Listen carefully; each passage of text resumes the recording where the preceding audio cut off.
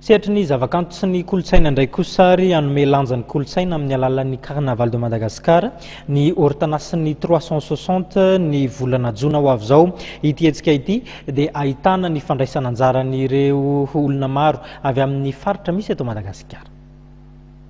Amondrina ny vahoaka malagasy mandritra ny 3 andro no tanjo ny hetsika Carnaval de Madagascar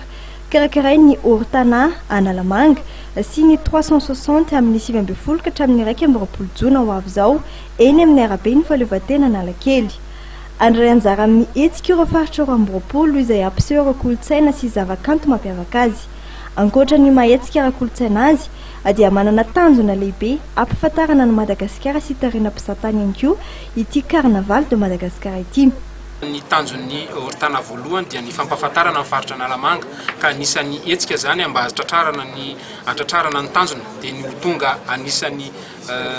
toerana ara-mpizahatany voalohany eto amin'ny faritry ny Océan Indien, zany hoe tsarofa idôly na mpizahatany vahiny io na mpizahatany malagasy zany izay ny tanjona eto amin'ny ortana ka ao anatin'izany ny fananganana an'ity fety ty projet ty Carnaval de Madagascar izay iarahan'ny ortanasy ny 360 ka izay zany no hitantsika eo mandritra ny 3 andro ahitanareo an'ny ireo foko 70 miaraka amin'ny akanjo traditionnel ny fanaovana isan'andro zany ahitanareo koa ny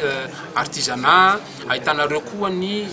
hira ny mozika any amin'izareo ahitanareo koa ny resaka sakafo any amin'izareo. Ankoatran'ny parady lehibe andraisan'ireo isa-paritra anjara anasongadina ny andro voalohany ty Carnaval de Madagascar ty ihany koa ny fanokafana fomba ofisialy ny foire de région. Isy ihany koa ny fampisehoana tanterahana ny asabotsy 20 jona iarahana amin'ny mpanakanto frantsay Franky Vincent manomboka amin'ny 3 ora latsaka fahefany.